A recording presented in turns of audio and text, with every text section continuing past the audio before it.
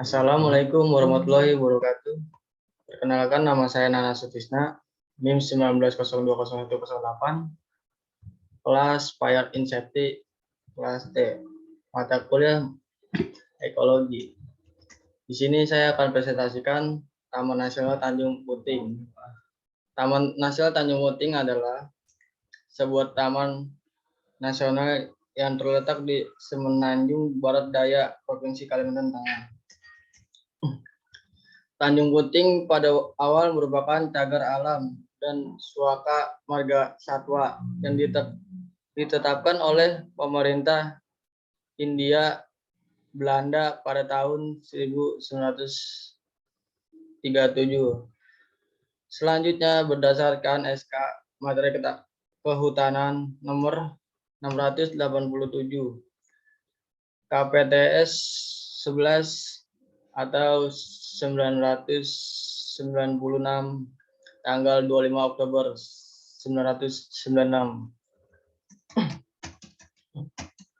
Taman Nasional Tanjung Puting dikelola oleh Balai Taman Nasional Tanjung Puting, salah satu unit pelaksanaan teknis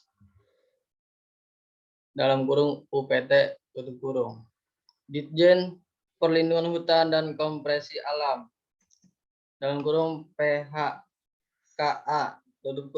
Kementerian Kehutanan. Letak geografis Sunting Sumber. Secara geografis terletak di antara 2, Celsius 35 3 Celsius 35 LS dan 111 Celsius. Secara administrasi pemerintah terletak di Kecamatan Kubai, Kabupaten Petawaringin Barat, dan serunya hilir di Kabupaten Seruyan, kawasan TNTP perbatasan dengan Sungai Sekonyer, Sungai Kumai, Laut Jawa di sebelah barat, batas buatan di sebelah timur dan utara, Laut Jawa di sebelah selatan. Ekosistem Taman Nasional ini memiliki beberapa tipe ekosistem, yaitu hutan tropis, daratan rendah, hutan tanah kering, hutan kerangkas, hutan rawa air tawar, hutan rawa gabut, hutan bakau atau mangrove, hutan pantai, dan hutan sukender. Populasi yang terdapat dalam ekosistem, vegetasi, dan flora. Tutupan vegetasi utama di daerah utara kawasan adalah hutan karangas yang dihuni flora, tumbuhan pemakan serangga, seperti kantong semar. Hutan rawa gabut sejati ditemukan di bagian tengah kawasan dan di tepi beberapa sungai. Dan terdapat tumbuhan yang memiliki akar lutut dan akar udara. Di sepanjang tepi semua sungai di kawasan ini terdapat hutan rawa air tawar, aluvial sejati, memiliki jenis tumbuhan yang kompleks dan jenis tumbuhan merabat berkayu yang besar dan kecil, epifit, dan paku-pakuan menjalar dalam jumlah besar. Di daerah utara menuju selatan kawasan terdapat padang dengan jenis tumbuhan belukar yang luas, hasil dari kerusakan hutan kerangkas akibat penebangan dan pembakaran. Umumnya terdapat dalam kantung-kantung di sepanjang sungai Sekonyer dan anak-anak sungainya. Tumbuhan di daerah hulu sungai utama terdiri atas rawa rumput. Dikomendasi oleh pendaus dan batangan makropia yang menggabung seperti krum. Di daerah pantai terdapat tutupan hutan bakau atau mangrove, dan lebih jauh ke daratan yaitu di kawasan Pawai. Pada muara-muara sepanjang sungai utama terdapat tumbuhan asli nipah. Yang tumbuhan meluas ke dalaman sejauh sungai dan menandai kadar industri air payu ke darat. Untuk daerah pesisir, pada pantai-pantai berpasir banyak. Tumbuhan marga Casuarna, Pandanus, Bodocarpus, Scapola, dan Bringtonia. Jenis-jenis tumbuhan lain dapat ditemui di TNTF adalah Dipratputs, merantai Soera adalah keriung.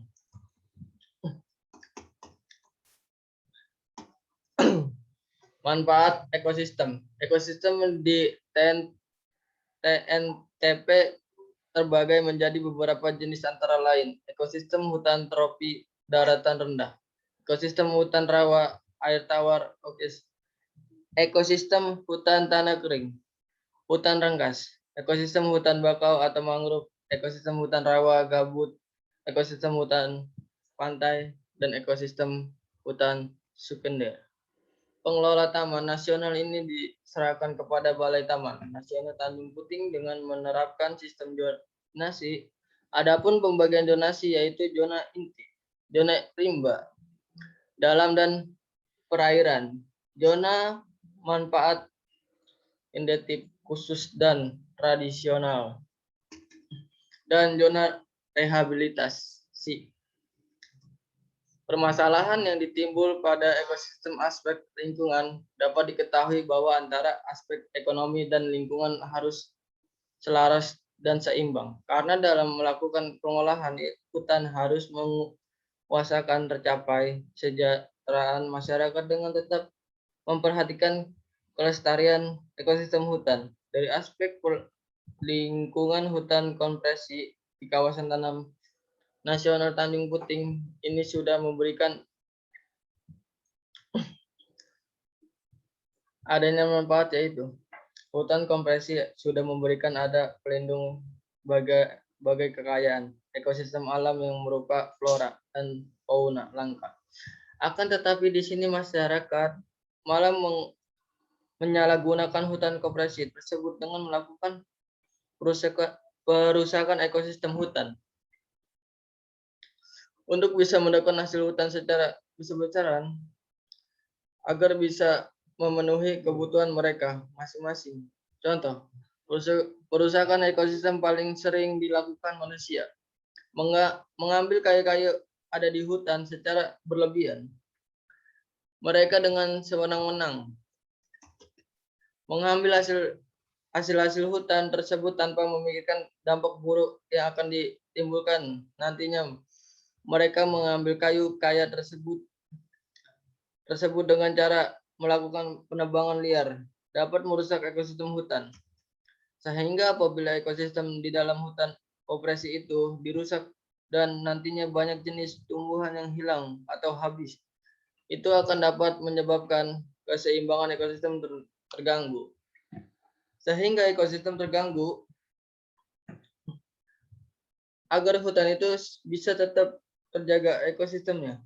Dan dalam beberapa tahun ke depan, hasil hutan tersebut masih bisa dinikmati oleh masyarakat. Masyarakat harus mampu melakukan pengolahan hutan secara lebih baik, yaitu melakukan penebangan pohon yang benar dengan menggunakan sistem tebang pilih dan melakukan upaya reboisasi. Kedua upaya itu dilakukan untuk minimalisir kerusakan ekosistem hutan dengan adanya sistem tebang pilih ini. Masyarakat tidak bisa menebang pohon secara sembarangan, dan setelah melakukan tebang pilih masyarakat harus melakukan adanya upaya rehabilitasi yang merupakan suatu kegiatan penamaan kembali bibit pohon yang sudah ditebang agar tidak terjadi kerusakan ekosistem hutan. Jadi dalam melakukan suatu kegiatan yang berhubungan dengan ekosistem hutan, masyarakat harus mampu tanggung jawab terhadap kegiatan sudah mereka Melakukan tersebut, hal itu dilakukan agar masyarakat menyadari bahwa menjaga konsisten itu merupakan suatu hal penting yang harus diterapkan. Penutupan. Hutan koperasi di kawasan Taman Nasional Tanjung Puting memiliki banyak sekali keanekaragaman, yaitu dan juga sangat berpotensi dalam hal ekowisatanya. Hal itu dikarenakan keberadaan orang hutan yang hidup di TNTP menjadi daya tarik wisatawan untuk mengunjung TNTP, sehingga dengan banyaknya keanekaragaman yaitu dan ekowisatanya yang mendukung, maka TNTP dan aspek ekonomi dapat meningkatkan perekonomian di masyarakat. Dalam aspek sosial pun dijelaskan bahwa masyarakat sekitar kawasan TNP sudah mendapatkan keuntungan dari adanya hutan konversi tersebut, yaitu mereka bisa memperoleh hasil yang ada di hutan untuk memenuhi kebutuhan hidupnya. Akan tetapi dalam aspek sosial ini terjadi ada konflik gerasan kepentingan sosial antara masyarakat lokal, pihak swasta atau pengusaha, dan pihak elit lokal. Sedangkan dalam aspek lingkungan, TNTP telah memberikan ada manfaat, yaitu hutan konversi.